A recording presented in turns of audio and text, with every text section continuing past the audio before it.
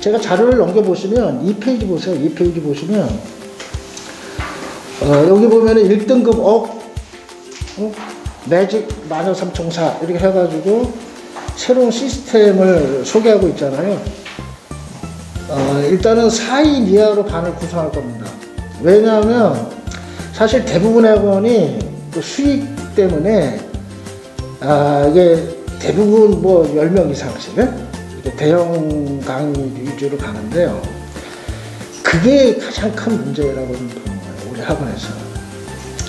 그래서 사실은 대부분의 이제 큰 학원들 10명 이상 20명 놓고 하는 수업이 주로 1, 2등급 학생을 위주로 수업을 하거든요. 그리고 나머지는 따로든 말든 지가 알아서 해라. 근데 어차피 공부 잘하는 애들 오면 걔들 따라서 가는 그런 친구 따라 강남 가는 그런 스타일로 학원을 다녀요. 뭐 특히 뭐 강사가 재밌다, 뭐 잘생겼다, 멋있다, 뭐 친구가 좋다니까 거기 우리 반 애들이 많이 가 있으니까 그런 식으로 하는 것은 들러리라는 거죠. 그래서 좀 내실 있게 학원을 보는 애들도 실속을 차리면서 보내야 되는데 아직까지는 뭐 그렇게 정말로 좀 똑똑한 학생이나 학부모 별로 보지 못했어요. 근데 다 보면 내가 볼 때 들러리 쓰고 돈만 버리는 그런 수업이라고. 왜 이런 말씀을 드리냐면 저희들이 정말 정성스럽게 학생들을 이제 관리를 하다 보니까 정말로 1등급을 올리는 게 쉽지가 않아요. 학생들 이제 성적표를 면밀하게 이제 분석하고 애들이 성적이 올라가는지 내려가는지를 정말로 맞춤식으로 이제 평가를 해보니까 처음에 그 1학년 중간고사나 3월 모의고사 본 성적에서 1등급이 올라가는 게 거의 힘들잖아요. 수학도 힘들죠? 그죠? 등급 올라가기 힘들잖아요, 어머니. 학생들. 그런데 국어 또한 그만큼 어려워졌다, 지금. 그래서 대부분의 사람들이 국어는 뭐 애가 안 해서 그래. 조금만 하면 될 거야. 우리 애는 머리가 있는데 그게 다 환상이라는 거예요. 솔직하게 말씀드리자면 국어 1등급 올리기가 하늘의 별 따기다. 왜? 우리 애만 노력하는 게 아니고 다른 애도 같이 노력하는데 사실상 1학년 때 거의 뭐 굳어진 상태거든요. 자신의 그 국어든 수학이든 그에 대한 인지 구조라든가 학습 태도라든가 습관 이런 것들이 거의 굳어진 상태에서 그거를 바꿔내기가 쉽지 않고요. 그리고 경쟁을 하는 데 있어서 똑같이 다 경쟁을 하는 속에서 2배 이상으로 노력하지 않으면 추월하기가 쉽지 않다라는 거를 우리가 새삼 발견한 거죠. 뻔한 건데. 그러면은 어떻게 해야 될 것인가. 애들을 랜덤으로 가르치는 게 아니고 확실하게 등급이나 얘가 만약에 뭐 화작이 쉬운데 이걸 한두 개 틀린다 그러면 이걸 확실하게 다 맞게 한다든가 얘가 정말 비문학을 못한다 그러면 비문학을 어떻게 하면 한 문제라도 더 맞게 하고 이런 식으로 맞춤식으로 정확하게 클리닉을 들어가지 않으면 절대 그 성적을 올리기가 어렵다. 그리고 또 내신 또한 마찬가지예요. 암기할 것도 많은데 뭐 직전 보강뿐만 아니라 외울 게 많은데 이걸 어떻게 하면 효과적으로 외우게 해가지고 제대로 성적을 한 등급이라도 올릴 수 있게 할 건가를 집중적으로 우리들이 연구를 했다는 거죠. 그거로 오늘 좀 발표를 좀 드리려고 하는 겁니다.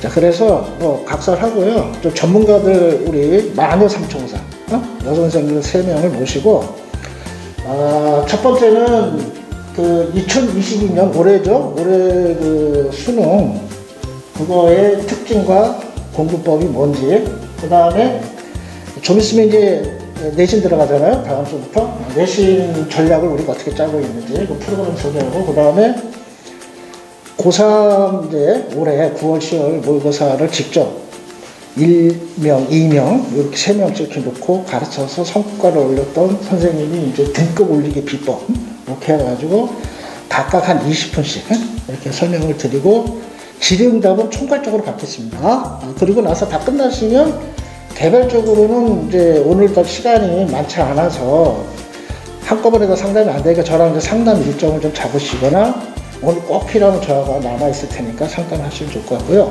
먼저 우리 부원장님이신 양수영 부원선생님 모시고 2022년 이후의 수능의 특징과 대비법에 대해서 말씀을 드리도록 하겠습니다.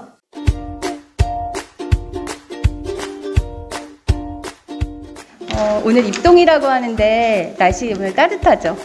네, 거의 나들이 가기 좋은 날씨인데 이렇게 입시 설명회 와주셔서 감사합니다. 저는 국어 영역을 가르치고 있는 양수영 강사고요. 학원에서 이제 부원장으로서 역할을 하고 있습니다. 제가 이제 어머님들 그리고 학생분에게 설명드릴 것은 이제 간단하게 바뀐 입시 제도 그리고 국어 대비법에 대해서 이제 말씀드리려고 합니다. 선택형 수능이 도입됐다라고 이제 얘기되어지는데 다 아시겠지만 2015 교육과정이 문이과 통합 교육과정이잖아요. 그래서 계열 구분 없이 다양한 선택 과목을 조합할 수가 있어요. 그래서 옛날처럼 계열에 따라서 성적 순으로 줄을 세우는 게 좀 어려워집니다. 그래서 이 학생은 정시에서 어느 학교에 꼭 합격할 거다라는 걸 예측하기가 좀 어려워진 면이 있어서 올해 학생들이 교과 전형에 많이 지원을 했다. 그래서 경쟁률이 높아졌다라고 얘기를 들었거든요. 내신 국어랑 수능 국어를 어떻게 공부하면 좋을까 고민이 되게 많으실 것 같은데 애들이 내신 따기 되게 어렵다고 하잖아요. 왜냐면 다들 열심히 공부하니까 어렵거든요. 근데 이제 보면은 지필평가만 되게 중요하게 생각하는 학생들이 있어요. 근데 내신에서는 지필평가도 중요하지만 수행평가도 굉장히 중요하거든요. 그래서 어머님들이 좀 이렇게 확인을 하고 좀 이런 것들을 좀 봐주셨으면 좋겠어요. 남학생들 중에는 수행평가가 뭔지도 몰라요. 그리고 뭐 학원에 와서도 전날 와서 얘기하거든요. 그럼 이제 선생님이 조금 준비를 해주는 게 좀 어려운 게 있어요. 그래서 어머님들이 우리 아이가 다니는 학교의 지필평가와 수행평가 비율이 어떻게 되는지 그런 것들을 좀 파악해 보셨으면 좋을 것 같아요. 왜냐면 아깝잖아요. 지필평가 되게 잘 봤는데 수행 숙제 안 내고 뭐 안 하고 이래갖고 등급이 낮아지는 친구들도 있거든요. 그래서 그런 것들을 좀 신경 썼으면 좋을 것 같고 학교에 따라서 수행평가 60% 정도, 뭐 40% 이렇게 큰 비율을 차지하는 학교들도 있어요. 그래서 그런 것들을 좀 신경 써서 봤으면 좋겠고 국어 과목은 다른 과목에 비해서 단위수가 되게 높아요. 그래서 국어 내신을 망치면 좀 대학 가기가 어려워지는 부분이 있잖아요. 그래서 국어에 신경을 많이 써야 된다라는 거고요. 그리고 이제 학교 내신을 무시하는 친구들이 있어요. 왜냐면 나는 수능으로 대학 갈 거다 이렇게 생각하는 친구들이 있는데 저는 그건 좋지 않은 방법이라고 생각해요. 왜냐면 1학년하고 2학년 학생들 국어 시간에 배우는 것들이 다 국어의 기본기를 다지는 거거든요. 그래서 이제 학교 내신 기간에는 국어에 되게 열심히 하는 게 좋다라고 이제 학생들한테도 그렇게 이제 지도를 하거든요. 그리고 이제 수행평가 같은 경우는 제가 아까도 말씀드렸지만 이제 종합평가 서류에서 과목의 어떤 세특 이런 게 중요하다고 했잖아요. 그래서 그 수행평가는 학생부 종합 전형의 자료로 활용될 수 있기 때문에 수행평가에도 만져넣기 했으면 좋겠다라고 말씀드리는 거고요. 그 다음에 이제 문과 학생의 경우는 문이과 통합교육과정이 되어서 수학 과목에서 절대적으로 불리해졌어요. 옛날에는 문과 학생끼리 등급을 냈거든요. 지금 문이과 합쳐갖고 되잖아요. 그러니까 수학을 아무리 잘하는 문과 학생이라도 이과 학생이 어렵거든요. 그래서 등급이 떨어져요. 그렇기 때문에 문과 학생인 경우에는 내가 수학에 좀 자신이 없다라고 하면 국어 공부를 진짜 열심히 해야 돼요. 국어랑 영어로 맞춰야 되잖아요. 탐구랑. 그렇기 때문에 학생을 잘 봐야 돼요. 그리고 이제 문과 학생 중에 대부분 학통을 선택하지 미적분, 기하를 선택하는 학생은 없을 거 아니에요. 그렇기 때문에 불리하다라고 말씀드리는 거예요. 그 다음에 이제 수능 국어 같은 경우는 솔직히 말씀드려서 수능 국어는 단기적으로 성적을 올리기 굉장히 어려운 과목이에요. 그래서 사실은 이 아이가 소프트웨어가 너무 잘 돼 있어. 예를 들어서 그런 학생들은 뭐 공부 안 하고 조금만 공부해도 올릴 수가 있지만 뭐 중학교 때부터 내가 준비를 너무 안 해왔다거나 책을 읽는 걸 너무 싫어한다거나 이런 학생들은 비문학에서 높은 점수를 받기가 힘들어요. 그런 친구들은 아예 흥미를 잃어버려요. 근데 제가 생각할 때는 뭐 수능이 딱 지문의 길이가 정해져 있잖아요. 그렇기 때문에 연습을 하면 분명히 되거든요. 근데 뭐를 안 하냐면 꾸준히 안 해요. 그냥 조금 하다가 3월 모의고사 봤는데 잘 안 나와. 그럼 포기. 또 6월 모의고사 봤는데 더 안 나와. 나는 수능 안 되나 보다. 이렇게 생각하는 경우들이 있는데 꾸준히 하는 게 제일 중요하거든요. 모든 공부가 그렇지만 단계식으로 향상을 하는 거지 이렇게 향상하진 않아요. 그래서 꾸준히 하는 것이 중요하다라고 말씀드리고 싶고, 그 다음에 제일 중요한 건 뭐냐면 취약한 영역을 파악해서 집중적으로 보강하는 공부가 필요하다라고 말씀드리고 싶어요. 내 아이가 뭐를 잘하는지 알아야 되잖아요. 문학이 강한지, 비문학이 강한지, 문법이 강한지 이런 것들을 잘 파악하면 문학을 잘하는 친구가 계속 문학 공부만 해요. 그럴 필요 없다는 거죠. 예를 들어서 나는 이 학생은 비문학 굉장히 독해력이 뛰어나요. 근데 문학에서 자꾸 틀려요. 그럼 비문학 할 필요 별로 없잖아요. 조금씩 간만 안 잃게 해주고 이렇게 취약한 과목을 좀 보강하는 공부가 좀 필요할 것 같다라는 생각이 듭니다. 그 다음에 어떤 학생들 중에는 문제만 드립다 파는 애들이 있어요. 문제만. 근데 제가 생각할 때는 단계에 따른 학습이 국어에도 분명히 필요하거든요. 그래서 영역별 국어 기본 개념을 1학년 정도에 다 학습하고 2학년 정도에 기출문제 분석하고 3학년 때는 EBS 교재를 가지고 공부하는 것이 가장 좋다라는 생각이 들거든요. 그래서 그렇게 공부를 했으면 좋겠다라고 생각하고, 아이들이 모의고사를 잘 안 보거나 아니면 모의고사를 봐도 엄마한테 말을 안 하거나 그런 친구들이 좀 많아요. 그리고 이게 정해진 시간에 풀어야 하기 때문에 정해진 시간을 넘어서 푸는 건 아무 의미가 없거든요. 그래서 모의고사 보신 것들도 잘 챙겨서 아이의 정확한 성적을 파악하는 게 중요해요. 얘는 학교 내신이 이렇게 좋으니까 막연히 수능 잘하겠지 이렇게 생각하시면 안 돼요.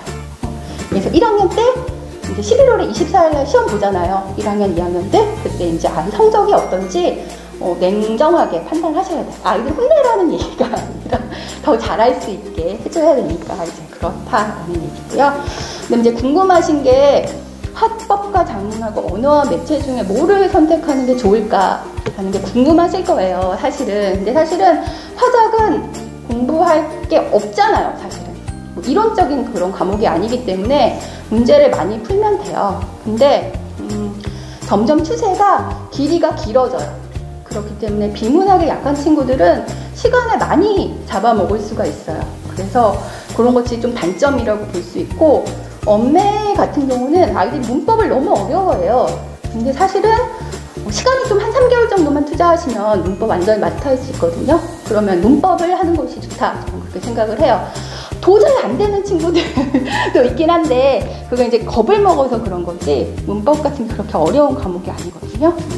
그래서 여기 보면은 이제 선택 과목의 경우 표준 점수 산정 방식을 취한다 라고 되어 있는데, 동일한 선택 과목을 선택한 학생들의 공통 과목 평균을 고려해서 이제 가점하는 방식으로 산정한다 라고 얘기를 하는데, 지금 화법과 작문을 한 70%,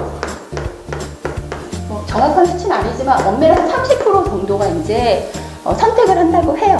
근데 이제 화작을 공부하는 친구들이 있고 엄매를 선택하는 이제 친구들이 있는데, 주로 공부 잘하는 학생들이 엄매를 선택해요. 그런 경향이 커요. 그러면은 예를 들어서 공통 과목이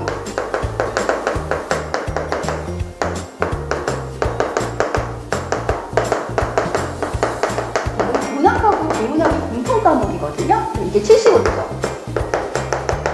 예를 들어서 이제 25점 이렇게 이제 산정이 된다고 볼 수 있는데, 이렇게 되면 화작 애들의 평균, 공통 과목 평균, 그 다음에 이제 엄매 애들의 공통 과목 평균을 낼 거예요. 그럼 당연히 어디가 높아요? 엄매를 본 애들이 높잖아요. 그러면 여기에 가산점을 줘요. 평균이 높은 쪽에 가산점을 줘요. 그렇기 때문에 화작 다 맞고 엄매 다 맞고 했을 때 엄매가 훨씬 유리할 수 있어요. 왜냐면 엄매 하는 애들이 공부를 잘하기 때문에. 왜냐면은 예를 들어서 화작에 예를 들어 평균이 50점을 맞고 만점을 맞았다. 예를 들어 10점을 맞았다. 근데 여기서는 이제 애들이 75점을 맞고 25점을 맞았다. 이러면 자, 50점 맞는 애도 25점 맞을 수 있잖아요. 그럼 쉬운 거예요. 그쵸? 그러니까 가산점을 조금 주는 거예요. 예를 들어서 평균 75점 맞는 애들은 당연히 만점 맞겠죠. 그렇죠? 그렇기 때문에 공통 과목 평균이 높은 쪽 선택하는 게 유리하다. 그 말씀을 드리는 거예요. 그래서 1학년 학생들은 1학년 때 내신에 문법이 되게 많잖아요. 그래서 문법 공부하는 걸 되게 열심히 해야 되고요. 2학년 학생도 방학 때 좀 여력이 되면 문법을 해서 엄매를 선택하는 게 좋다라고 생각하거든요. 경우에 따라서는 화작을 다 맞아도 1등급이 안 나올 수 있어요. 그래서 그런 것들이 있다라는 거 좀 아셨으면 좋겠어요. 왜냐면 화작은 애들이 웬만하면 다 맞아요. 웬만하면 공부 안 해도 다 맞아요. 그리고 애들이 화작에서 시간을 많이 썼잖아요. 다 맞는데 그런 애들이 이제 공통 과목은 평균이 낮단 말이에요. 그렇기 때문에 가산점을 못 받아요.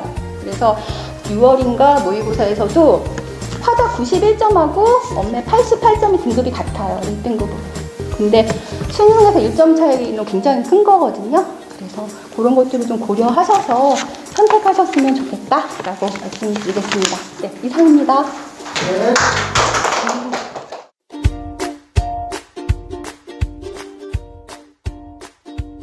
네, 안녕하세요. 내신 파트 설명을 맡은 강사 이예진입니다. 반갑습니다.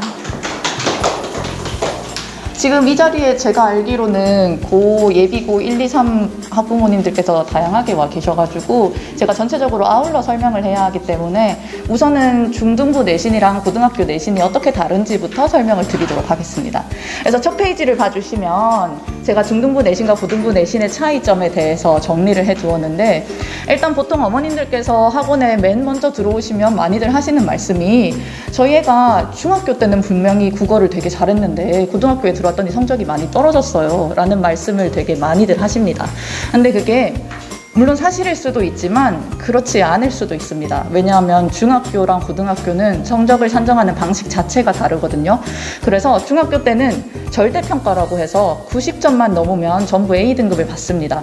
근데 이게 학교에 따라서 적게는 15% 정도의 학생들이 A를 받기도 하고 많게는 학생들의 절반이 A를 받는 학교도 있습니다. 이게 그대로 고등학교로 올라가면 고등학교는 이제 철저하게 상대평가로 전환이 되기 때문에 4% 안에 들어야 1등급, 11% 안에 들어야 2등급 이런 식으로 등급제로 전환이 됩니다. 그래서 똑같이 A등급을 받았던, 분명히 중학생 때는 90점을 넘었던 학생이라도 최악의 경우에는 5등급에 해당할 수도 있다 라는 점을 어머님들께서 먼저 알아두셨으면 좋겠습니다.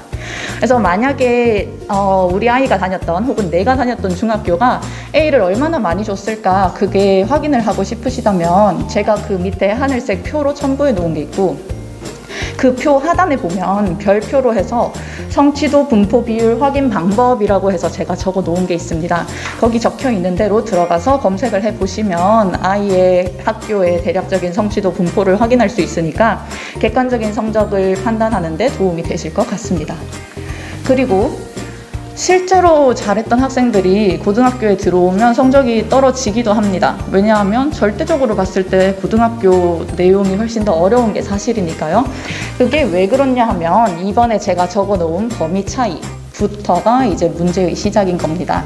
당연히 교과서에 해당하는 범위가 내신 범위에 해당하는 건 당연하지만 그거 말고 학교마다 부교재 내지는 부가 프린트물이라고 해서 교과서에 없는 외부 지문이 범위로 추가가 돼요. 아니면 그 해에 쳤던 모의고사 기출문제가 더 추가되기도 하는데, 이게 그나마 1학년 때는 양이 적은 편이지만 2학년이 되면 교과서보다도 오히려 부교재 범위가 더 많기도 합니다. 그래서 절대적인 양 자체가 워낙 많다 보니까 아이들의 학습 부담이 가중된다라는 문제가 있고, 그 다음이 이제 3번 제가 적어놓은 문제 유형의 차이. 가장 단순하게 설명을 드리면 수능이나 모의고사 유형의 문제가 나온다라고들 많이들 얘기하잖아요. 근데 그게 구체적으로 어떤 거냐라고 물어보신다면 제가 그 밑에 적어놓은 그런 내용들, 처음 보는 낯선 지문이랑 비교를 해야 된다던가, 아니면 전부 처음 보는 시조 아니면 현대시인데 1, 2, 3, 4, 5번 선지에 5개가 들어있어서 저희가 처음 보는 작품인데 5개를 모두 분석해서 그게 각각 어떤 정서를 담고 있는지 아니면 어떤 표현법을 사용한 작품인지 스스로 분석해야 하는 능력이 요구됩니다. 그리고 기본적으로 선지 자체도 굉장히 길고 복잡해져요. 맨 하단에 제가 예시라고 해서 문제 2개를 적어놨는데, 이게 실제로 똑같은 작품을 대상으로 왼쪽은 중학교에서 출제가 됐던 기출문제고, 오른쪽은 고등학교에서 출제가 됐던 기출문제입니다. 한눈에 딱 보면 보이시겠지만 일단 선지 길이 자체가 엄청나게 차이가 나고요. 지금 제가 디테일하게 설명을 할 수는 없지만 오른쪽에 있는 이 고등학교 선지들, 문장이 하나라고 해서 하나의 내용을 파악하면 끝나는 게 아닙니다. 문장은 하나지만 이 선지가 맞는지를 판단하려면 2개 내지는 3개의 사실관계를 파악해야 해요. 그래서 선지를 읽을 때 의미 단위로 끊어 가면서 읽는 습관이 형성이 되어 있어야 되는데, 그런 습관은 말 그대로 습관이라서요, 단기간에 형성되는 게 쉽지가 않습니다. 그러다 보니까 아이들이 처음에 고등학교에 올라오면 많이들 어려움을 겪습니다. 그래서 다음 페이지를 넘겨주시면, 그러면 지금부터 우리는 고등학교 내신 대비는 어떻게 해야 되느냐에 대해서 제가 정리를 해 놓았는데, 제가 1, 2학년이랑 3학년이랑 구분을 해서 적어놨습니다. 기본적으로 두 학년이 좀 다르게 준비를 해야 하거든요. 그래서 1, 2학년을 지금부터 먼저 설명을 드리겠습니다. 1번, 학교 수업 열심히 듣기. 너무 당연한 내용. 학교 내신 시험이다 보니까 학교 수업을 열심히 들어주셔야 되는 건 너무 당연한 내용이고, 그렇게 학교에서 열심히 수업을 들었던 걸 필기를 단권화를 해주셔야 됩니다. 단권화는 뭐냐 하면 여기저기에서 봤던 내용을 한 권에 필기를 몰아넣는 게 단권화다라고 생각을 해주시면 돼요. 그래서 구체적으로는 밑에 주황색 박스에 적혀 있는 거 봐주세요. 구체적으로는 학교 선생님 필기가 가장 중요하니까 학교 선생님 필기를 눈에 띄는 색깔로 필기를 해 놓습니다. 그 다음 학원 수업을 들으시면 학원 수업에서 추가적으로 배웠던 거, 아니면 내가 자습서를 보고 혼자 공부했다면 자습서에서 확인할 수 있는 추가적인 필기사항들, 그런 거는 다른 색깔로 구별해서 필기를 해 주셔야 돼요. 그러면서 그 밑에 본문만 공부한다고 끝나는 건 아니고요. 지문 옆에 양옆에 소위 날개라고 해서 굉장히 작은 글씨로 적혀 있는 것들이 있습니다. 이 날개에는 보통 지문과 관련된 추가적인 설명이라던가 아니면 지문을 이해하는 데 필요한 필수적인 질문사항들, 이런 게 적혀 있고, 그리고 그거 말고도 지문이 끝나고 나면 학습활동이라고 해서 학생들이 이 지문을 제대로 이해했는지 확인하게 하는 활동이 있거든요. 거기에 적혀 있는 내용들도 절대로 간과하시면 안 됩니다.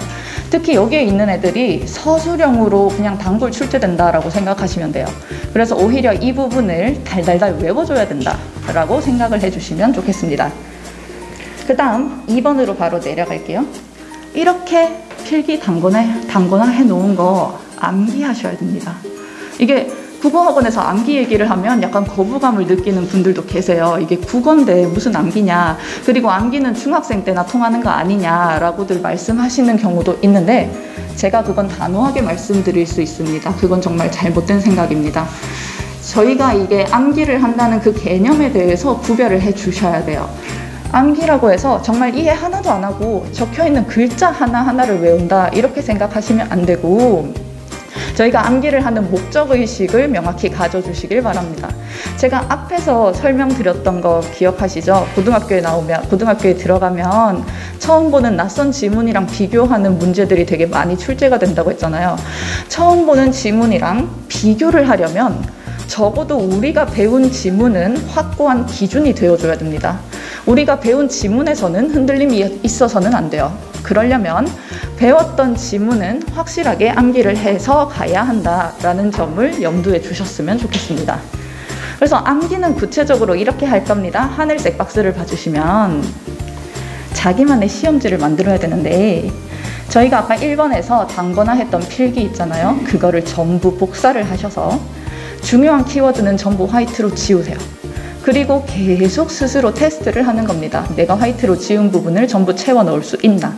계속해서 스스로 테스트를 하는데 단답형 내지는 서술형으로 테스트를 한다라고 생각을 해주시면 되고, 그리고 특히 문법은 아예 백지로 테스트를 치기를 추천드립니다.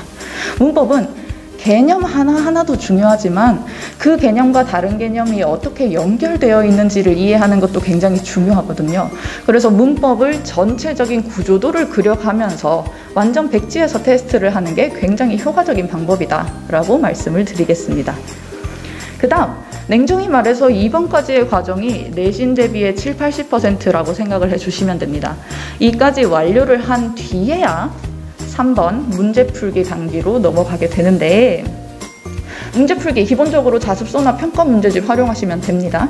그리고 학교에서 자기 학생들만을 대상으로 학교 홈페이지에 기출문제를 공개하는 경우가 있거든요. 그러면 그 기출문제 다운받아서 푸시면 되고, 그거 말고 원래 교과서에 없는 외부 지문은 그러면 어떻게 문제를 풀까? 네이버 카페 중에 기출비라는 카페가 있습니다. 이 카페가 문제도 되게 많고요. 등업하기도 굉장히 쉬운 편입니다. 그래서 이 카페에 들어가서 등업을 하셔서 내가 원하는 문제 자료를 검색한 다음에 푸시면 되는데, 그런데 약간 주의할 점이 있습니다. 이 카페는 등업이 워낙 쉬운 편이다 보니까 아무래도 좀 정제되지 않은 문제들, 좀 검증받지 못한 문제들이 왕왕 있습니다. 그래서 이 카페에서 있는 문제를 최대한 많이 뽑아서 다 풀어봐야지 라고 접근을 하시면 안 되고, 등업을 하시면 지금 필기하고 계시죠? 별관 게시판이 있고 본관 게시판이 있습니다. 별관이 있고 본관 게시판이 있는데, 별관에 있는 자료 사용하지 마시고요. 본관에 있는 자료 중에서 이 정도면 믿을만 하겠다, 뭐 댓글이 많이 달려있다던가 조회수가 높다, 이런 글을 검색해서 풀어보시면 도움이 될 것 같습니다. 그 다음 4번의 기타 간단하게 훑고 넘어갈게요. 1학기 시험 중간고사 쳤던 거 틀린 문제 제발 오답 정리해 주셔야 됩니다. 많은 학생들이 이 과정을 하지 않는데, 보통 학생들이 그렇습니다. 자기가 틀렸던 문제랑 비슷한 문제를 똑같은 이유로 다시 틀립니다. 그러니까 이미 한번 지나간 시험이라고 해서 그냥 간과하시면 안 되고 꼭꼭 오답 정리해 주시길 당부드립니다. 그 다음, 아까 앞장에서 제가 말씀드렸던 거 있잖아요. 선지를 확인하는 습관이 형성되어 있어야 된다. 평소에 모의고사 공부해 주셔야 되고, 특히 방학 기간 중에는 문법 기초 개념 학습해 놓으시면 정말로 내신 대비할 때 큰 도움이 되니까 미리미리 준비해 주시기를 부탁드립니다. 자, 다음 페이지로 넘어가 볼까요? 1, 2학년 내신 대비 설명은 끝났고, 지금부터 3학년 내신 대비에 대해서 설명을 드리겠습니다. 제가 3학년 내신 대비를 따로 빼놓은 이유가 있습니다. 3학년들은 학교에서 교과명으로 뭐라고 적혀 있던 상관없이 무조건 그 해에 새로 나온 EBS 수능 특강, 수능 완성이라는 책을 교과서로 사용하게 됩니다. 저희가 줄여서 수특, 수완이라고 부르는데, 그러다 보니까 그 책은 매년 새롭게 개정되는 책이거든요. 그러다 보니까 이 책은 자습서 없고요. 평가 문제집 없고요. 그 전해에 나왔던 기출문제 하나도 도움이 안 됩니다. 완전 지문 자체가 다 바뀌거든요. 그러다 보니까 이제 3학년 학생들도 당황스러운 거죠. 지금까지 공부했던 방법으로는 공부를 할 수가 없으니까. 그러면 3학년은 내신 대비를 어떻게 해야 되느냐, 그거를 설명하려면 우선은 학교에서 실제로 기출문제가 어떻게 나오는지를 먼저 설명을 드려야 할 것 같습니다.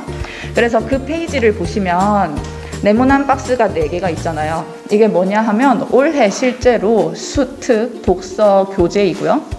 제가 수특 독서를 기출문제 내신 시험에 나왔던 학교한테 시험지를 받아서 이 책에서 어떤 문제가 어떤 식으로 변형돼서 출제가 됐는지 일일이 분석해서 표시를 해 놓은 겁니다. 근데 어머님들 거기에 적혀 있는 글자 지금 읽으려고 하지 마시고요. 글자 읽으실 필요 없어요. 눈이 너무 아파요. 눈 건강에 해롭거든요. 최대한 멀리 떨어지셔서 전체적인 색감만 봐주시면 됩니다. 제가 일부러 색깔을 구분해 놨어요. 그래서 멀리 떨어져서 보시면 초록색으로 보이는 부분, 초록색으로 줄 쳐진 부분, 초록색으로 글자가 적힌 부분이 뭐냐 하면 원래 문제집에 적혀 있던 문장이 거의 그대로 시험에 나온 것들. 그리고 파란색으로 줄 쳐져 있거나 파란색으로 글자가 적혀 있는 부분 있잖아요. 그게 뭐냐 하면 원래 문제집에 있던 표현을 약간 변형해서 학교 시험에 나온 경우인데, 이때 그 약간 변형이 진짜 완전 새롭게 변형된 게 아니고요. 원래 문제집에서는 적절하지 않은 것을 묻는 문제였는데 실제 문제에서는, 학교 시험에서는 적절한 것을 묻는 문제로 이런 식으로 방향을 반대로 바꾼 게 대부분입니다. 그러고 나면 이제 빨간색이 진짜 완전 원래 문제집에는 없던 선생님들께서 새롭게 만들어낸 문제거든요. 그러면 어머님들께서는 이거 하나만 신경 써주시면 돼요. 멀리서 바라봤을 때 빨간색이 얼마나 적은지를 봐주시면 됩니다. 대부분의 학교 시험 문제가 원래 문제집에 있는 표현을 그대로 활용해서 문제가 나오고요. 새롭게 출제되는 건 굉장히 적다. 라는 걸 알 수 있으실 겁니다. 그 다음 페이지도 마찬가지. 이거는 이제 다른 학교의 화법과 작문, 다른 과목이 고3에서 어떻게 출제됐는가 분석해 놓은 건데요. 마찬가지예요. 초록색, 파란색이 굉장히 많고요. 빨간색이 굉장히 적죠. 새롭게 출제되는 경우는 거의 없고 원래 문제집에 있는 문제를 최대한 활용하신다 라는 걸 볼 수 있으실 겁니다. 그러면 이제 결론도 나오는 거죠. 그럼 3학년은 어떻게 공부를 해야 되느냐? 문제집에 있는 문제 하나하나에 있는 선지 하나하나 전부 공부를 하셔야 됩니다. 다음 페이지 가볼까요? 3학년들이 이렇게 공부를 해야 된다 제가 정리를 해놨는데 1번 똑같습니다. 학교 수업 열심히 듣고 필기 열심히 하자. 중요한 건 2번입니다. 교재 내에 있는 모든 문제, 모든 선지 전부 공부를 해주셔야 되고 해설지에 있는 것도 공부를 해주셔야 됩니다. 해설지에 있는 표현도 그대로 학교 시험에서 활용이 되거든요. 그래서 우리가 평소에 공부하듯이 문제 풀고 맞췄다 너무 기분 좋다 하고 넘어가시면 안 되고 선지 하나하나가 각각이 틀렸다면 틀린 이유, 맞다면 맞는 이유 일일이 다 공부를 해주셔야 올바른 대비법이 되겠습니다. 그 다음 3번 이렇게 공부한 내용을 이제 숙지하고 암기를 하셔야 되는데 1, 2학년들처럼 시험지를 만들어서 암기를 하겠다라는 건 현실적으로 불가능합니다. 왜냐하면 양 자체가 어마어마하게 방대하거든요. 그래서 얘네는 오히려 암기를 한다기보다는 2번까지의 과정을 최대한 열심히 충실히 한다에 집중을 해주시면 되겠습니다. 그러고 나면 4번 EBS 변형 문제집이라는 게 출판이 되기는 합니다. 아예 시중에 명칭 자체가 EBS 수특 변형 문제 이런 식으로 출판이 되는데 보통 3월 말이나 4월 중순 이때 출판이 되니까 아이들 중간고사가 4월 말에 있다는 걸 감안을 하시면 시험 치기 직전에 교재를 구입해서 추가적인 문제를 풀어보시면 되겠습니다. 다음으로 넘어갈까요? 지금까지 1, 2, 3학년이 어떻게 내신 대비를 하면 될지 방법론에 대해서 설명드렸고 지금부터는 이제 저희 학원에서는 그러면 아이들 내신 관리를 어떻게 시키고 있냐에 대해서 말씀을 드리겠습니다. 제가 이제 부재라고 해서 소수 반만이 누릴 수 있는 특혜라고 적어놨는데요. 제가 사실은 이거 적으면서도 느꼈습니다. 이거 진짜 너무 뻔하다. 너무 상투적인 광고 문구다. 라고 적으면서도 느꼈지만 그래도 이거를 적지 않을 수가 없었습니다. 왜냐하면 저는 진짜 진심으로 저희 학원에 다니고 있는 아이들이 특권을 누리고 있다고 생각을 하거든요. 그게 워낙 소수반으로 진행이 되다 보니까 정말로 개개인에 맞춰서 맞춤식 설명이 가능합니다. 아이들이 수업 내용을 이해하지 못하는 이유가 정말 기상천외합니다. 정말 상상도 못하고요. 얼마나 신선한 사고방식을 많이 갖고 있는지 잘 몰라요. 한 예로요. 올해 있었던 일입니다. 제가 이제 문법 수업을 하는데 되게 쉬운 거예요. 동사라는 게 있고 형용사라는 개념이 있잖아요. 동작을 나타내는 단어는 동사, 상태나 성질을 나타내는 단어는 형용사. 괜찮죠? 근데 이게 고등학교에 오다 보면 동사인지 형용사인지 구분하기 어려운 단어들이 생깁니다. 그만큼 더 심화된 내용을 배우다 보니까. 그러면 그때 동사, 형용사를 어떻게 구분하느냐? 중간에 는이나 니은이라는 선어말 어미를 넣어서 현재형으로 만들어 보는 거예요. 그렇게 넣었을 때 자연스러우면 동사고요. 자연스럽지 못하면 형용사거든요. 그래서 우리가 밥을 먹다라고 할 때 그 먹다는 현재형이라고 밥을 먹는다로 바꿔 썼다고 생각을 해보세요. 너무 자연스럽거든요. 걔는 동사예요. 다리가 길다 할 때 이 길다는 와, 너 되게 다리 긴다라고는 하지 않는단 말이죠. 그래서 걔는 형용사예요. 지금 어머님들 끄덕끄덕 하시잖아요. 제가 이거를 수업을 했는데 학생이 질문을 해요. 선생님, 다리가 긴다 쓰지 않아요? 라고 질문을 해요. 저 정말 너무 놀랐거든요. 그래서 그 학생이 그러면 엄청나게 어휘력이 모자란 부족한 소위 말하는 좀 이제 성적이 떨어지는 학생이냐라고 물어보신다면 그렇진 않거든요. 그 학생이 이번 시험에서도 국어는 전교 1등을 했고요. 다른 과목 다 합쳐도 전교 2등을 하는 학생이거든요. 근데도 이런 엉뚱한 질문을 한단 말이에요.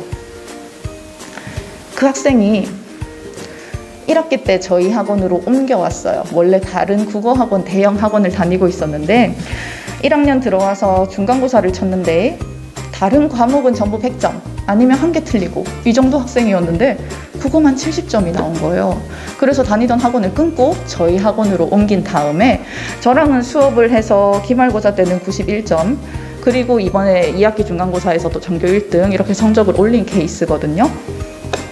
그러면 그 학생이 우리 학원에 들어와서, 저희 학원에 들어와서 성적을 올릴 수 있었던 이유가 이전 학원 선생님이 진짜 너무너무 못 가르쳐서, 그리고 제가 너무너무 잘 가르쳐서는 아니에요. 그건 그렇지 않습니다. 제가 그 학생의 성적을 올릴 수 있었던 이유는 단순해요. 그 학생이 있었던 반이 워낙 소수반이다 보니까 제가 수업하면서 그런 이상한 식으로 이해를 하는 사항에 대해서 바로바로 교정을 하면서 수업을 할 수가 있게 되거든요. 그러면 그 학생은 이제 이해하는데 의문사항이 계속 없어지는 거죠. 수업을 들으면서. 그렇다 보니까 아이의 성적을 올릴 수 있었던 거고, 이런 식으로 한 명 한 명 일일이 이해하지 못하는 사항을 짚어주면서 수업을 할 수 있는 건 정말로 소수형으로 진행되는 맞춤식 수업밖에는 없다. 제가 만약에 그 학생이 원래 다녔던 대양 강의처럼 여러 명의 학생을 앞에 두고 수업을 했다면 다리가 긴 달을 이해하지 못할 것까지 고려하면서 수업을 할 수는 없거든요. 그렇게 수업하실 수는 없기 때문에 이게 굉장히 중요하다. 국어에서는 특히 중요하다라는 것을 강조드립니다. 그 다음 파란색 박스 봐주시면 양질의 다양한 문제를 제공한다라고 적혀 있잖아요. 그래서 오른쪽에 보시면 그냥 눈으로만 훑어주시면 됩니다. 그렇구나. 냉정히 말해서 양질의 다양한 문제를 제공하지 않는 학원은 없을 거라고 생각해요. 제가 우리 학원의 차별점으로 강조하고 싶은 건 여기가 아닙니다. 아까 말씀드렸던 핑크색 박스와 지금부터 말씀드릴 밑에 있는 초록색 박스. 초록색으로 내려갈게요. 개별 학습 상황을 구술로 확인을 하면서 수업을 진행합니다. 생각보다 많은 학생들이 국어 공부를 해보면 자기가 되게 국어를 이제 잘 안다고 생각을 해요. 왜냐하면 같은 내용을 계속 되풀이하면서 공부를 하다 보니까 이제 읽으면 무슨 말인지 알거든요. 들으면 무슨 말인지 이해가 돼. 그러면 나는 이제 국어를 되게 다 하는구나 라고 생각을 하는데, 정작 제가 질문을 해보면 답을 못합니다. 그만큼 애들이 굉장히 피상적으로 두루뭉술하게 기억을 하고 있다라는 얘기거든요. 그래서 저는 실제로 내신 대비 기간에 아이들에게 일일이 물어요. 이거는 무슨 의미였어? 이거는 무슨 표현법이야? 왜 그런 표현법이야? 이 글에서 그 표현법이 사용된 다른 문구는 또 어디에 있었어? 일일이 다 물어보고요. 이런 식으로 진행을 하는 게 아이들에게도 제법 자극이 되는 것 같습니다. 애들도 제법 열심히 준비를 해오거든요. 그래서 이런 식으로 일일이 구술 확인을 하면서 수업을 진행하고 있다라는 점을 강조드리겠습니다. 이제 슬슬 마무리를 하겠습니다. 저는 그렇게 생각합니다. 제가 앞서서 설명드렸던 내신 공부 방법 굉장히 중요합니다. 그거를 아는 건 정말 중요하지만 이걸 알아도 실제로 하지 않으면 아무런 소용이 없습니다. 그거는 모르는 거나 마찬가지죠. 저희 학원에서는 제대로 알려주고 제대로 하게 만드는 내신 수업을 진행하고 있다라는 점 강조드리면서 여기서 마무리하도록 하겠습니다. 감사합니다.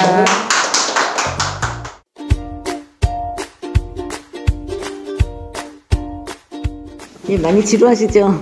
이 토요일날 그 사랑하는 자녀들 손잡고 이렇게 여행도 가고 하셔야 될 시기에 이렇게 설명해 와주신 부모님들 너무 감사드립니다. 저는 원장님 소개대로 연세대학교 국어국문학과 졸업하고 현재 대치 탑 스터디학원에서 수업을 하고 있고 이곳 탑 논술학원에서도 함께 수업을 하고 있는 차은주 강사입니다. 반갑습니다. 우연히 양쪽 학원이 이제 이름이 탑이 들어갔는데요. 저는 지금까지 다른 선생님들의 설명하고는 조금 달리 제가 직접 이렇게 1대1로 학생들을 만나면서 느꼈던 저만의 이제 어떻게 하면 국어를, 어머님들이 원하시는 건 단 한 가지죠. 국어를 어떻게 하면 올릴 수 있을까? 어떻게 하면 자녀가 원하는 대학에 갈 수 있을까? 두 가지이실 거예요. 그리고 중간에 이제 사춘기도 오고 학생들이 이제 말을 잘 안 들을 때도 있고 한데 그 어려운 시기를 내 자식과 얼마나 행복하게 잘 이렇게 건너갈 수 있을까? 그 세 가지가 가장 이제 관건이라고 생각합니다. 그래서 저는 늘 학생들을 만날 때 이렇게 생각을 해요. 지금까지 어떻게 공부를 했는지는 중요하지 않습니다. 중요한 건 저를 만난 그 다음부터예요. 그래서 전혀 그 학생의 성적이 뭐 어떻겠든 그런 걸 탓하기보다는 나를 만난 뒤에 학생이 얼마나 변화했는가, 그 부분을 변화시키는 게 제 몫이라고 생각을 합니다. 그래서 근데 학생들이 요즘 갈수록 개성들이 강해요. 그래서 그 전까지는 내가 어떻게 유형별로 얘는 이렇게 했지 저렇게 했지를 했다면, 요즘은 정말 개인적으로 다 맞춰주지 않으면은 학생들의 성적을 올릴 수가 없습니다. 그리고 어머님들도 자녀들, 내 자식인데 내 자식을 참 동잡기 어렵다, 그런 생각을 많이 하실 것 같아요. 그래서 개별적으로 하나하나 이제 붙잡고 수업을 하는 방식은 굉장히 우리 학원과 요즘 대치동도 절대로 여러 명 수업을 안 합니다. 그래서 절대로 그렇게 해서 올릴 수가 없어요. 다 학생들이 개성이 다르기 때문에. 근데 요즘 학생들이 굉장히 노력들을 해요. 그러니까 공부 안 하는 학생은 아무도 없습니다. 그리고 이해력도 좋은데 그 이해력은 단순 이해력이에요. 제가 봤을 때는. 그러니까 선생님이 설명해주고 이거 이렇게 나와 시험에 그걸 물어보면 다 압니다. 너무 이해력이 빠른 거죠. 근데 그 이해력만 가지고는 절대로 수능 국어를 잘 볼 수가 없어요. 그래서 어머님이 참 이상하실 거예요. 굉장히 공부를 열심히 하는데, 국어를 되게 노력을 하는데 왜 성적이 안 나올까? 그 다음에 이해력도 애가 좋잖아요. 그런데 분명히 어머님들이 다 요즘은 좋은 머리에 다 물려주셨고, 다 가정들도 다 학생들을 이렇게 돌봐줄 정도로, 다 학원에 보내줄 정도로 그렇게 여유도 있고, 경제적으로 또 어떤 여러 가지 어떤 지성적으로 다 서포트만 해주고 있는데 왜 안 될까 많이 걱정들을 하실 거예요. 근데 제가 이제 학생들을 1대1로 만나보면 방법을 모르는 학생이 굉장히 많습니다. 그래서 방법을 제가 이렇게 가르쳐 줬을 때 굉장히 단기에도 오른 학생들을 제가 많이 보게 되고요. 뭐 여러 사례를 들을 거는 없고, 실제로 이 학원에서 몇 달 전에 만났던 학생이 한 2등급 정도가 오른 걸로 알고 있어요. 근데 그 학생 경우에도 제가 같은 방법으로 가르쳐 줬고요. 그거는 지문을 머리로 학생들이 자꾸 이렇게 이해를 하고 추론을 하려고 합니다. 머리로. 그러니까 내가 아는 지식, 추론이 아니라 이미 알고 있는 내 지식으로 풀려고 해요. 과학이나 수학이나 이런 거는 그렇게 됩니다. 공부를 해봤잖아요. 그럼 그걸 가지고 내가 막 생각을 해가지고 풀면 되겠죠. 공식도 외웠고 영어도 단어를 외웠으니까 내가 하는 공부를 쏟아내면 좀 될 겁니다. 그런 게. 근데 절대로 그거는 자기의 지식을 쏟아내가지고 될 수가 없어요. 그래서 뭐라고 저는 얘기를 하냐면, 특히 모든 지문에서 그날 가서 특히 이제 1교시잖아요. 배도 많이 아프고요. 머리도 잘 안 돕니다. 학생들이. 또 이 샤프 굉장히 조잡한 거 줍니다. 그 일선에서. 그러면 애들이 다 펜탈이나 굉장히 좋은 거 쓰잖아요. 필기구를. 묵직한 거 쓰죠. 근데 그거는 굉장히 가볍습니다. 그래서 남학생들이 손 두꺼운 손으로 그게 잡히지 않는 학생도 굉장히 많아요.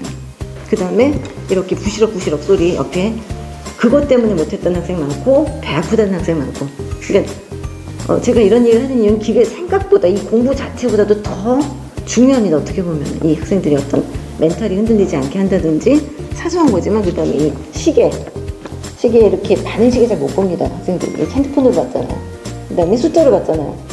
물론 시험장 가면 저기 뒤에 이제 앞에 뭐 시계가 있죠. 역시 바늘 시계죠. 그거 언제 본 적이 없습니다. 그들이. 그래서 그것도 공포예요. 몇 분이 남았지 이게 잘 안 보입니다. 그거는 시간 싸움인데 거기서 공포감이 이제 밀려오기 시작하는 거죠. 그래서 시험장 가기 전에 반드시 아침에 어머님이 싸주시는 도시락 먹잖아요. 근데 그게 또 막 잘해준다고 막 너무 이렇게 배부르게 너무 기름진 거 싸주시지 말고, 기름지지 않은 음식이 좋습니다. 기름지지 않은 음식은 평소에 먹던 거, 평소에 애가 탈이 없었던 음식 있잖아요.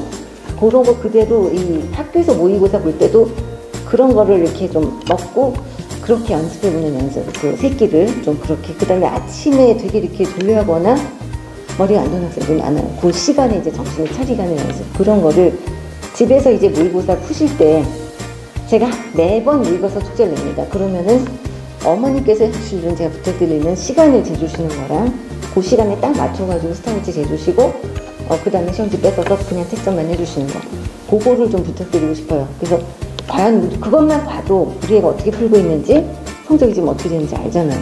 그래서 그 다음에 그 중간에 화장실 간다고 안 했는지, 이런 거 보호 습관을 들이는 게 가장 중요한 것 같고, 일단 그다음에 학생들이 받는 스트레스는 어머님이 왜 우리가 공부를 안 할까 대학교생이 없나 그렇게 오해를 하시는데 학생들이 받고 있는 스트레스는 정말 어마어마합니다.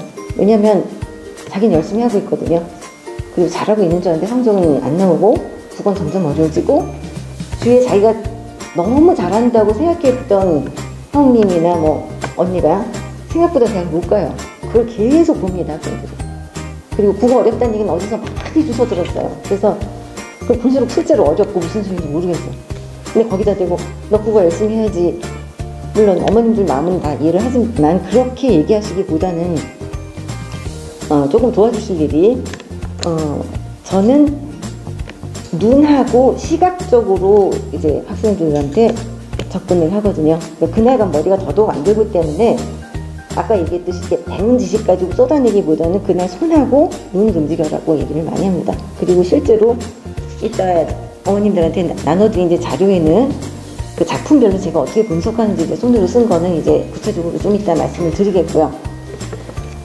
일단 그렇게 말씀을 드리겠고, 아까 그 단순 이해력이 좋다 그랬는데 학생들이 부족한 거는 분석력. 그러니까 태어날 때부터 너무 스마트폰 세대다 보니까 모든 게 주어지잖아요. 정말 도깨비 방망입니다. 그렇게 좋은 게 있는데 애들이 지루하게 긴 질문을 읽고 생각을 한 번이나 해봤을까요? 그럴 필요가 없죠.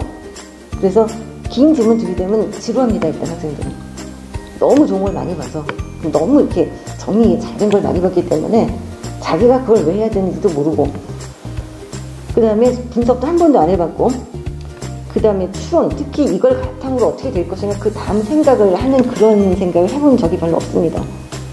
대부분 본인이 다 해주셨어요. 내가 그 다음 걸 생각하기 앞서서 어느 학원 갈까조차도 학생들이 결정보다 어머님들이 먼저 결정해 놓는 경우가 사실 많고, 학생들의 미래조차도 학생들이 난 뭐가 돼야지라는 생각을 할 기회를 안 준 채 어머님들이 너는 무슨 대학 가서 뭐가 되라고 미리 정해놓고 아예 어느 집가로 이렇게 써놨어요. 학생 책상에다 넌 여기 가서 무슨 특목고 가서 무슨 대학에 무슨 걸 가서 그다음에 무슨 직업 갖고 이렇게 써놓은 집도 제가 많이 봤습니다. 굉장히 본인은 굉장히 아이를 갖다 잘 이렇게 지도한다고 어머님은 생각하시는 것 같더라고요. 근데 정말 여기 부천보다도 저는 강남권에 굉장히 문제가 되는 학생들을 많이 봐온 것이 부모님들이 굉장히 좋은 대학을 나오고 가정도 이게 경제적으로 굉장히 풍부하고, 그런데 지나치게 학생들을 푸시하는 거죠. 어머님이 아는 방식으로. 그래서 그것 때문에 학생들이 굉장히 많은 스트레스를 받고 탈모 많습니다. 그죠? 원형 탈모 많고요. 그다음 피부 질환 같은 거 많고 장염 이런 거 굉장히 많습니다. 그 외에도 정작 이렇게 학생들의 사춘기 공부를 잘하고 이러던 학생들이 나 못하겠다고 이제 뛰쳐나가는 그런 경우가 많습니다. 굉장히 긴 시간을 공부했잖아요, 학생들이. 근데 사람인데 학생들도 하다가 지쳐요. 근데 어머님들은 계속 한 번도 쉴 틈을 안 주시잖아요. 딴 일을 하고 있잖아, 더 하고 있잖아, 더해. 채찍질만 하시는 경우가 많기 때문에 학생들은 굉장히 심리적으로 지금 힘듭니다, 사실은. 그래서 이 자리에도 사실은 학생들이 이제 같이 오라는 말씀을 하셨을 거예요, 원장님이. 그리고 제가 이제 그러면은 여기 나와 있지 않지만 분석력과 추론력에 대해서 제가 이걸 했는데요. 일단 그 모의고사를 제가 보여드리고 싶었는데 이게 지면상 다 분들이 없어가지고 모의고사를 집에 가서 한번 보시면은 무기라고 나오고 이렇게 사각형 속에 이제 글씨가 써 있습니다. 그리고는 이제 1, 2, 3, 4, 5 이렇게 되는 유형이 3점짜리인데요. 학생이 이 지문을 제일 어려워합니다. 그리고는 지문이 나오는데 하나만 나오지 않죠, 왼쪽에. 보통 3개 나옵니다. 3개가 섞어서 나오고 그거를 갖다가 이렇게 따로따로 내는 학생들이 요거 하나 요거 하나 요거 하나 어디서 배웠어요. 그래서 요거 하나에 대해서 내신 문제가 나왔다. 그러면은 그거 딸딸딸 해서 그거 푸는 건 합니다. 근데 3개 합쳐놨잖아요. 합쳐놓고 보기라고 해놓고 처음 보는 얘기를 써놓습니다. 그리고는 1, 2, 3, 4, 5 이게 가장 학생들이 어려워하는 유형이에요. 그래서 어떤 학생들 가보면 이 유형만 다 틀린 학생이 굉장히 많습니다. 혹시 내 자식이 그렇다면 집에 가서 보시면 다는 아니더라도 대부분 오답 중에 보기가 굉장히 많을 거예요. 여기 한 분 학부모님들이 저한테 물으시더라고요. 왜 우리 애가 보기용 어려워한다고 선생님 하셨는데 어머님 보고서 깜짝 놀라면서 이게 몇 줄 안 돼요. 보기 안에 이 네모 안에 등 줄이 그렇게 긴 게 아닙니다. 5줄 6줄 돼요. 근데 한숨을 주시면서 어머님이 이거 5줄 6줄인데 이걸 길다고 못 읽어가지고 우리가 틀립니까 선생님? 저한테 그러시더라고요. 그건 어머니 세대잖아요. 제가 그랬어요. 저희는 편지도 읽었고 글도 썼고 그런 세대입니다. 어머님 세대는. 근데 얘네들은 그런 세대가 아니에요. 너무 좋은 폰을 태어날 때부터 보고서 샀기 때문에 애들은 이거 있는 게 굉장히 스트레스입니다. 이거 어디서 본 얘기가 아니에요. 처음 본 얘기입니다. 내신에서 지금 예를 들어 운동주의 시에서 공부를 했다. 그러면 운동주의 시에 어느 부분이 뭐라고 공부를 했어요. 다섯서에서. 그랬는데 여기서 딴소리 써놓습니다. 그래서 나는 분명히 내신에서 이렇게 공부했던 내용을 여기에서는 딴소리를 써놓고 이 방향에서 분석한 것을 하고 나옵니다. 문제가. 그러면 문제 뜻도 몰라요. 학생들이. 이 방향에서 생각을 하라니 그런 걸 해본 적이 없는데 학교에서 듣도 보도 못하던 얘기를 시험장 가서 아니 내가 알고 풀었던 유형 가지고 수학 같은 거는 아무리 어렵다 해도 숫자만 바꾸는 거 맞습니다. 사실은. 그러면 되는데 어떤 학생들이 수학보다 국어가 어렵다고 하는 일을 아시겠어요? 이제 가면은 보기 이거 합니다. 그래서 이 내용으로 생각해보세요. 처음으로 생각해보는 거예요. 태어나서 처음으로. 그런 생각 해본 적이 없는데 시험장에 가서 그 어려운 시험장에 가서 처음으로 학생들이 생각을 해야 됩니다. 생각. 그래서 저는 왜 학생들이 국어를 어려워할까? 그러면 생각하게 시켜야겠구나 이런 생각을 했어요.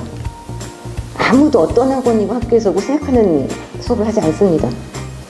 그냥 선생님들이 떠들잖아요. 이거 저거 이거 이렇게 된 거야?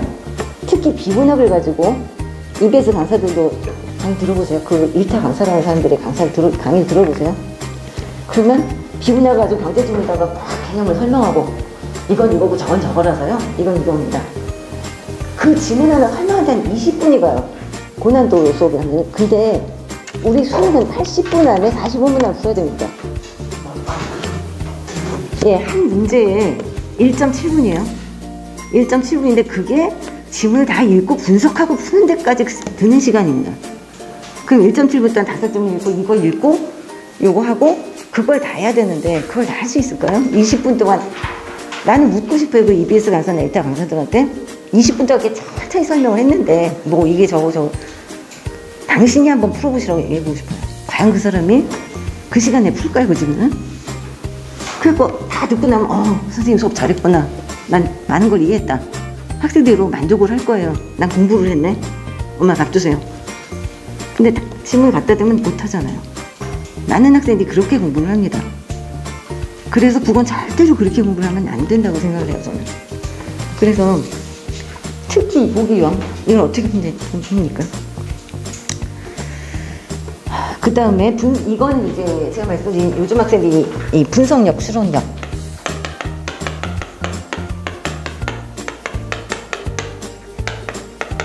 분석력하고 추론력이 약하다고 말씀을 드렸고요. 그 다음에 한 가지 더 속도가 약합니다.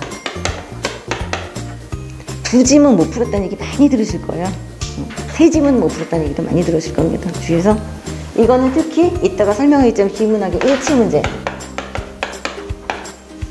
일치 문제가 뭐냐면은 1, 2, 3, 4, 5 주고 윗글에서 언급하지 않는 내용은 이렇게 나옵니다. 그건 어떻게 보면은 초딩도 풀 수 있는 문제예요. 왜냐면 지문 안에 다 있거든요. 근데 그거를 긴 지문 안에서 그물 캐듯이 캐내야 됩니다. 그 정보를. 근데 그런 거를 참 못해요, 학생들이. 아까 말씀드렸으니 다 이렇게 정리돼서 주어진 것만 많이 봤기 때문에 그렇게 캐내는 작업을 한 번도 해본 적이 없고 그렇게 해보려고 하면 이걸 언제 다 일반해줬어요? 라고 대답을 하거나 그걸 뻔하고 이제 공부 잘하는 여학생들은 다 읽으려고 그래요. 저는 외고에서 자극을 받았다는 여학생이 고3 돼가지고 국어가 무너져서 거의 울면서 이제 와가지고 어머님이 우리 애가 왜 이러느냐. 거의 학생이 정신적으로 거의 패닉 상태가 되고 그런 학생들 많이 봤습니다. 그래서 보면은 너무 꼼꼼해요. 그냥 열심히 합니다. 다 좋은데 이거 좀 건너뛰고 네가 필요한 정보만 찾아하면 부들부들 떨면서 못 건너뛰어요. 습관이 안 돼서 그렇죠. 그래서 저는 처음에 학생들한테 오면은 자체교재, 제가 만든 그 자체교재를 줍니다. 기본서를. 그 기본서를 하고 나서 그 다음에 시중에 나와 있는 어떤 문학, 비문학 교재 다 다 문제풀이 위주로 돼 있죠. 국어도 개념이 있어요. 수학이 정석을 풀고 어떤 원리를 배운 다음에 풀어야 되듯이 국어도 분명히 원리가 있습니다. 근데 원리를 전혀 가르치지 않고 문제만 들이다 갖다 댈 뿐만 아니라 제일 제가 이렇게 분노하는 부분은 이감하고 무슨 그런 상상 모의고사 이런 거 있잖아요. 그 어려운 거를 시리즈로 고3 때 그냥 인깁니다, 보통. 그래가지고 그거를 막 풀면은 그 난이도인 걸 풀면 우리 애가 잘하겠지. 아닙니다, 절대로. 제일 좋은 문제는 기출문제예요. 고3 기출 5년간, 더 시간이 되면 10년간. 그거를 반복해서 풀리는 게 중요합니다. 굉장히 좋은 문제예요, 기출문제가. 정말 잘 만들었습니다, 기출문제는. 그거는 한 문학당 1000만 원짜리 문제예요. 교육청에서 그런 투자와 시간을 들여서 낸 문제이기 때문에 굉장히 좋은 문제고, 그걸 반복해서 풀다 보면은 거기에 정확한 답을 찾는 능력을 스스로 찾게 됩니다, 학생들이. 그래서 그렇게 연습을 해야 돼요. 그리고 아까 이제 뭐 화작하고 잠깐 앞에 선생님이 언급을 하셨지만, 화작과 이제 문법이 있을 때 절대로 정말 저도 문법을 선택하라고 말씀드리고 싶은 것이, 교육청 어떤 이 사람들도 사람입니다. 그래서 첫 해 이렇게 뭐 그 화작이다 문법이다 뭔가 바뀌는 해에는 그거는 문제가 있어요. 항상 한 번도 시도를 안 해봤잖아요. 그러니까 자기네도 문제를 더럽게 냅니다. 구리게 내요. 깨끗하게 은박하게 내지 못해요. 사람이기 때문에. 그러니까 말하자면 수능에 오류도 생길 수 있고. 근데 그런 위험한 일을 할 필요가 없어요. 문법은 정말 정교하고 좋은 문제들이 나오고, 기출 풀면은 충분히 다 맞출 수가 있고, 원리가 따박따박 떨어지기 때문에 충분히 학생들이 잘 볼 수가 있는데, 많이들 어렵다고도 할 거예요, 문법이. 그러나 양이 적어요, 문법은. 그래서 그거를 뒤에 써놨지만 저는 4회로도 완성할 수 있습니다. 맘만 먹으면. 실제로 제가 지금 학원에서 가르쳤던 학생 하나는 1회에 다 완성했어요. 그래도 평소에 공부하던 거라 그 개념만 확실하게 익히는 데는 하려면 합니다, 사실. 그래서 그거를 하면 되는 것이지, 어렵다 하는 이유는 개념이 흔들리기 때문인데, 그 개념은 많거나 좀 까다롭기는 해요, 문법이 물론. 그러나 요즘 학생들을 머리로 충분히 해낼 수 있다고 저는 확신을 해요. 그러니까 어렵다는데 선생님, 그거는 개념을 확실히 익히지 않아서 그렇습니다. 개념만 확실히 알면 절대로 그게 어려운 게 아니라고 저는 생각을 하고요. 그 다음에 내신과 수능. 내신이야 수능이야 했을 때 앞 선생님 얘기 또 제가 밖에서 잠깐 들었는데 보니까, 물론 수능 위주로 가는 게 맞습니다. 그런데 내신 때도 열심히 해야 되는 것이, 내신 고1, 2 때 나오는 문학이나 문법, 고전, 이런 내용들은 꼼꼼하게 그 내신 때 정리를 할 수가 있어요. 문제를 풀면서 굉장히 좋은 문제들로 정리를 하면 그 자기가 봤던 작품이 그대로 수능에 나왔을 때, 모의고사에 나왔을 때 그거를 확실하게 풀 수가 있겠죠. 그러나 그냥 수능 위주로만 공부를 한다. 그럼 정말 좀 겉핥기식으로 공부를 해야 된다고 할까요? 그래서 그거를 정교하게 공부를 하기가 좀 힘들어집니다. 그래서 내신과 수능이 절대 별개가 아닙니다. 내신 때는 내신에 올인해서 거기 나온, 지금 고1, 2 그 교과서 굉장히 좋아요. 그래서 거기에 나온 작품들을 그때그때 열심히 보고, 그런다면은 그것이 수능에 그대로 출제가 됐을 때, 그 지문들이 출제가 됐을 때 굉장히 도움이 될 거라고 확신을 합니다. 그래서 내신 위주로 수시로 가지 않으시더라도 내신 때는 내신 공부를 철저히 하셔야 되고, 그때 아무리 수능 위주로 가는 학생이라고 하더라도 수능만 올인을 하고 있으면 마음이, 학생들이 아무래도 학교에 가서 시험을 보는데 마음이 떠요. 그래가지고 그게 수능에 이렇게 올인을 못합니다. 그래서, 그리고 한 가지 뭐냐면은, 지금 뭐 어차피 우리 애가 내신이 안 나오는데요. 네, 그렇더라도 뭐냐면 고3 올라갈수록 점점 더 수능형 문제가 나옵니다. 내신도. 내신형 문제만 나오는 게 아니에요. 반 이상이 수능형 문제가 납니다. 고3 앞으로 갈수록. 그러니까 그게 이제 내신과 수능이 별개가 아니라고 그렇게 아시면 되겠고요. 자, 그러면 나눠드린 그 문학 부분을 좀 봐주시겠어요? 문학에는 이제 4가지 파트가 있어요. 고전 운문, 고전 산문, 현대 산문, 현대시가 있는데, 가장 학생들이 어려워하는 부분이 고전 운문입니다. 그래서 내신에 나왔을 때는 그나마 이제 내신에 나온 작품은 어쩔 수 없이 공부를 하는데, 수능에는 수만 가지의 고전 운문이 나오는데, 학생들이 이렇게 생각을 해요. 수능에는 그거를 일일이 아마 해석을 안 해도 되겠지. 왜냐하면 거기 수능 문제에는 단어의 뜻을 달아줍니다. 단어의 뜻이 나와요. 그리고 일일이 그 해석을 묻는 문제는 나오지 않아요. 그거 생각하면 풀겠지. 저는 절대로 그렇게 안 시킵니다. 왜냐하면 고전 논문은 외국어예요. 단어부터 해석부터 다 모릅니다, 학생들이. 그래가지고 거기 단어의 뜻을 줬다고 해서 그 단어 뜻만으로 보고할 수 있는 것도 아니고요. 그 단어를 보고할 시간이 없습니다, 일단. 그리고 너무나 뻔한 것이 이 지문이 수능에 나올 텐데 왜 미리 안 보고 가죠? 적중인데? 당연히 나올 건 미리 알아서 딸딸딸딸 정말 신적으로 공부를 하고 가는 게 그게 다른 학생보다 앞서가는 방법인데 왜 그걸 안 하냐고요. 그래서 고전은 저는 단어 하나하나, 문장 하나하나를 학생들한테 시킵니다. 영어 해석하듯이. 일일이 이렇게 세워서 물어봐요. 여기 해석해봐. 한 문장 한 문장 제가 해석해주고 가리고 해석 가리고 영어 해석 줄줄줄 해야 되잖아요. 그렇게 하나하나 시킵니다. 그리고 나면 학생들이 이것도 어떤 유형이 있어요. 고전 문법도 나옵니다, 요새. 고전 문법 굉장히 학생들이 어려워하는데 다 그 해석 안에는 문법이니 이런 게 다 녹아들어 있어요. 그래서 그렇게 공부를 하는 학생은 절대로 고전 문법이고 고전 해석이 어려워하지 않습니다. 그리고 그게 유형이 정해져 있기 때문에 생소한 작품이 나와도 할 수가 있어요.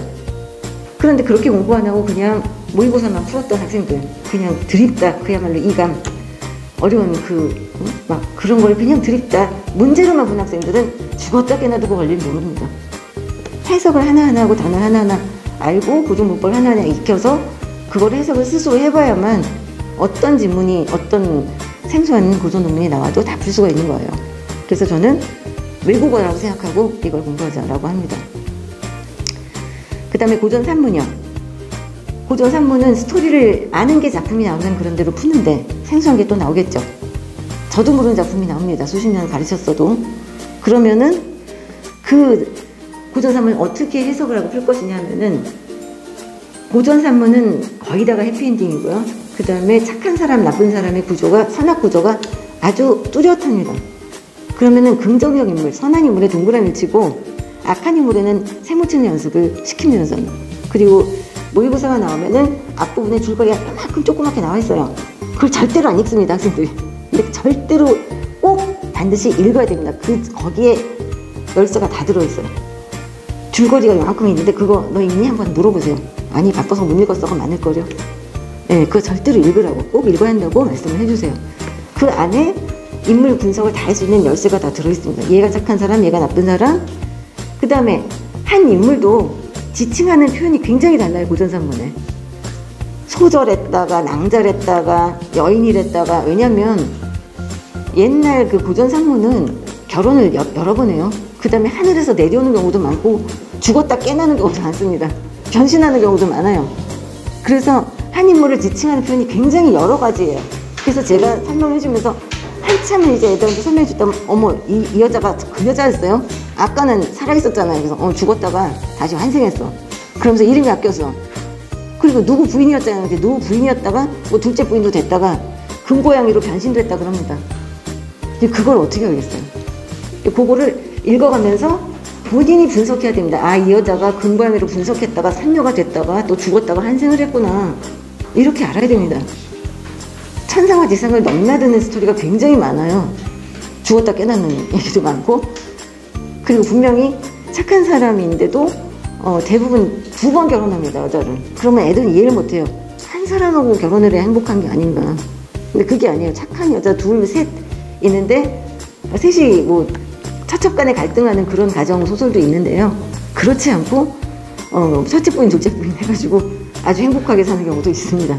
그래서 그런 경우를 다 파악하려면 인물간의 구조도를 스스로 분석할 줄 알아야 돼요. 동그라미 세모 치면서. 그래서 저는 무조건 동그라미 세모를 다 시킵니다. 그래서 분석했어? 그것도 물어봅니다. 대부분의 강사들은 설명을 하죠. 줄거리는 이렇게 되고 인물 어떻게 되고 선생님이 깨끗하게 써줍니다. 외워! 똑같이 나와야 말이죠. 딴 거 나오면 어떻게 풀 건데요? 전 절대로 그렇게 안 합니다. 물론 내신에선 그렇게 하죠. 저도 내신에선 그렇게 하고 이건 이런 거야 라고 가르쳐줄 땐 가르쳐줍니다. 그러나 생소하게 냈을 때 네가 한번 해봐. 이거 어떻게 할 거야? 하고 시킵니다. 그 다음에 선대 산문이 그런대로 그래도 우리말로 돼 있고 산문으로 돼 있으니까 쉽죠. 그래서 아무튼 그런 식으로 분석을 스스로도 해야 되지만 가급적 문학은 많은 작품을 보고 가는 게 좋습니다. 그래서 저는 최종적으로 오감도 최다문항을 시켜요. 가장 많은 작품이 나와 있습니다. 오감도 최다문항에는. 이거 4권의 책을 고3 때 최종적으로 시켜가지고 우리 학생들 거의 다 보고 왔습니다. 이번에 곧 시험이잖아요. 거의 이제 낯선 작품 이렇게 EBS 나오는 거 다 보고 이거 다 볼 정도면은 생성이 그렇게 많이 나오지 않을 거예요. 한두 개? 아니면 안 나올 수도 있습니다. 그 정도로 공부를 보고 가는 게 낫죠. 그런데도 생성이 낫다. 그런 분석을 해야 되는 거고. 물론 습관은 들여야 되지만 작품 공부는 따로 철저히 시킵니다. 그리고 현대시. 학생들한테 제가 시가 있는 이 원문이 있고 해석이 나와 있는 책을 줍니다. 처음에. 그래서 처음엔 해석을 보고 하라 그래요. 그 다음에 어느 날은 안 보고 하는 거죠. 시만 보고 낯선 시만 보고 네가 스스로 이제 긍정 부정을 쳐보고 분석을 해봐라 라고 시키면 그 방법으로 제가 반포고 학생을 30점을 올렸습니다. 그 시가 안 된다고 해가지고 안 나오던 학생인데 최종적으로 선생님과들을 합격했어요. 국어를 1등을 받고 30점이 올랐어요. 7월달에 들어간 다음에 오른쪽 이제 비문학이요. 비문학도 제가 한 권의 책을 주고요. 다 읽는 게 아닙니다. 비문학 많이 어렵다고도 할 거예요. 경제지문, 철학지문, 예술지문 뭐 이런 게 나오죠. 음악 뭐 이런 게 나오면 일단 문제를 먼저 봐야 됩니다. 문제를 먼저 보면 그게 어떤 종류의 지문인지, 과학지문인지, 예술지문인지 성격부터 파악할 수 있죠. 그리고는 다 읽는 게 아니라 단락이 나오는데 단락별 핵심이 나와 있어요. 핵심 문장에. 그것부터 찾는 겁니다. 핵심을 먼저 줄을 치고 그러면 그래도 기본적으로 알게 됐잖아요. 이게 무슨 내용이구나 알죠. 그리고 나서 아까 얘기했던 일치 문제, 속도가 부족했다고 했죠. 속도. 이거는 어떻게 찾느냐면은 핵심 내용을 내가 줄을 쳤잖아요. 이렇게 줄을 치죠. 대부분 그리고 2갈씩입니다. 수능에 나오는 거. 시간 없으면 맨 첫째 줄에 치라고 하세요. 다 읽는 게 아니라 맨 첫 번째 줄을 보고서 이게 핵심이 아니다 싶으면 맨 밑을 보는 거고요. 그게 아니다 싶으면 중간 보는 겁니다. 다 읽는 게 아니에요. 그래서 핵심을 치고 뭐 여기는 이렇게 된다. 치고 나서 윗글에서 일치하지 않는 내용이라고 나왔고 어떤 내용이 나왔다. 그러면 대부분 어떤 그 내용이 특수한 내용이 있습니다. 그 특수한 내용을 이번엔 파도를 쳐주고 1, 2, 3, 4, 5에서 이게 얼음과 물에 대한 과학지문이다. 그러면은 얼음, 물 이런 얘기는 어디나 거의 다 일치하게 들어가요. 들어가고 중간에 여기 뭐 운동에너지 이런 말이 들어갈 겁니다. 그 다음에 뭐 부피 이런 내용이 들어가면은 얼음이나 물이라는 단어를 계속 겹치는 거니까 이걸 신경 쓰지 말고 새로운 그런 어휘들 이거를 신경 써서 아 운동에너지가 어디 있지? 그러면은 내가 핵심 춘 내용 중에 뭐 플러스 마이너스 얘기가 있었다. 그러면 플러스 마이너스는 잡아당기고 뭔가 에너지가 왔다 갔다 할 거 아니에요.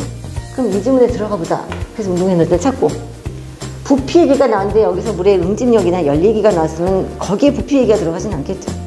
부피나 무게, 최적 그런 게 들어간 단락을 찾아서 거기서 부피 얘기를 찾아야 됩니다. 그러니까 내가 핵심을 쳐놓고 그 중에 이게 어디에 들어갈지 찾아서 이렇게 찾는 이거 연습으로 우리 학원에서 학생이 그 성적이 오른 겁니다. 비문학. 대부분 이거를 못해서 학생들이 시간을 뺏기고 찾는 걸 못하고 어떤 학생 경우는 다 칩니다. 어떤 학생 경우는 하나도 안 쳐요. 저는 쳐놓은 것만 보면 이 학생이 몇 등급인가 이제는 나옵니다. 딱 내 눈에도 보여요. 핵심 찾아 꽃을 붙여갖고 여기서도 동그라미 치고 들어갑니다. 대조적인 거, 뭐 아리스토텔레스와 데카르트 얘가 계속 나오죠. 그럼 아리스토텔레스의 철학에 대한 내용은 동그라미 치시고 데카르트의 철학에 대한 설명은 세모를 치면 반드시 그거에 대한 대조적인 차이점을 묻는 문제가 반드시 출제됩니다. 그거를 해야 되고 과학지문 같은 경우는 중간에 어떤 공식이 떠요. 뭐는 뭐분의 뭐다. 그럼 그건 손으로 써줘야 되고 한율 같은 문제는 뭐가 올라가면 뭐가 내려간다. 반드시 화살표로 써줘야 됩니다. 그런 걸 손으로 본인이 연습하지 않고 해설만 들여다보고 강의만 듣고 절대로 안 됩니다. 한 번이라도 자기 손으로 해봐야 돼요. 그래서 그런 연습을 제가 시키고 우리 학원에서 1대1로 학생들이 제대로 맞게 쳤는지 들여다봅니다. 여기는 잘했다, 여기는 못했다. 그리고 그렇게 해서 많이 시간도 세이브 되고 본인이 분석하는 힘이 길러질 수 있다고 저는 확신을 하고요. 문법은 그냥 넘어갈게요. 아까 핵심 문법 4회 특강 정도를 할 수 있고 제일 좋은 건 어떤 파트든지 수능 기출문제 연습입니다. 그걸 정말 마르고도 닳도록 외울 정도로 봐도 문제를 아니까 뭐 잘 맞겠지가 아닙니다. 반복을 하면은 처음 푼 거보다 한 두세 개 더 맞아요. 학생들이 실제로 해보면. 왜냐? 맞았던 것도 완전히 알아서 맞았던 게 아니거든요. 두 번째 고민을 하게 되죠. 근데 고민을 하는 과정에 학생들의 추론력과 그 지식이 굉장히 자연스럽게 길러집니다. 그래서 그렇게 연습을 하고요. 개념어. 요건 아예 제가 이렇게 정리해놔서 제가 다 정리한 겁니다. 이거는 작품을 보고. 예를 들어서 추상어에 구체화하다 그러면은 동짓달 기나긴 밤을 하늘을 베었다는 게 이제 잘랐다는 얘기인데요. 밤은 눈으로 보이지 않잖아요. 근데 그거를 잘랐다. 시각적으로 보여야 자를 거 아닙니까? 눈으로 안 보이는 게 추상어고 보이는 게 구체화인데요. 눈으로 안 보이는 거를 잘랐다라고 쓴 그런 추상어의 구체화에 대한 그 시의 작품의 예시를 제가 다 정리를 해놓은 겁니다. 그런데 국어가 어려운 이유는 그럼 추상어의 구체화를 고르시오 이러면 얼마나 좋겠어요. 그렇게 안 나오고 뭐라고 나오냐면 발상과 표현이 위하여 유사한 것을 고르시오 이렇게 나옵니다. 아주 애매하게. 그럼 애들이 틀려놓고 아니 그럼 추상어의 구체화라고 하지 왜 이렇게 물었어요? 라고 합니다. 그래서 저는 그렇게 대답해요. 그러면 누구나 다 맞힐 텐데 틀리라고 냈잖아. 그리고 그게 추상어의 구체한 건 네가 생각을 해야 된다. 그걸 묻는 게 국어다라고 얘기를 합니다. 그래서 그래서 그래도 안 돼서 근데 요건 나오는 이유는 정말 딱 정해져 있어요. 감정이입이 뭐다, 역설이 뭐다, 반어가 뭐다가 정말 완벽하게 정해져 있습니다. 그래서 이 유형만 익혀도 굉장히 도움이 돼요. 내신이고 수능이고. 그래서 아예 나중에 제가 답답해서 이렇게 정리를 해버렸습니다. 그리고 이거를 사례가 이게 뭔지 제목을 맞추게 시킵니다. 그러니까 동짓달 기나긴 밤을 혀를 베어내가 뭐야 그럼 추상어에 붙여요. 애들 그냥 그렇게 나오게 시킵니다. 예. 그리고 남은 다른 유형에서 나오더라도 충분히 맞출 수 있겠죠. 그래서 그렇게 시킵니다. 그래서 개념어는 이게 그 소리였어요를 정말 많이 물어요. 모의고사를 틀려서 학생들이 정말 머리가 나쁘거나 공부를 들여서가 아니라 뭘 묻는지를 몰라서 틀리는 게 굉장히 많아요. 그래서 이 개념어를 제가 고3 지금 파이널로 학생들한테 다시 한번 시키고 있고 요거는 이제 간략하게 정리한 거고 꿈틀 개념어, 국어 개념 완성 이런 책이 있어요. 이 개념어만 구체적으로 다루고 문제를 또 푸는 책입니다. 그래서 그거를 시키고 있습니다. 자, 그래서 시간을 딱 맞췄네요. 다 같이 있다가 아마 질문을 받을 시간이 있는 걸로 아는데 그때 어머님들이 이제 궁금하신 거 직접 물어봐 주셔서 감사하겠습니다. 마치겠습니다. 감사합니다.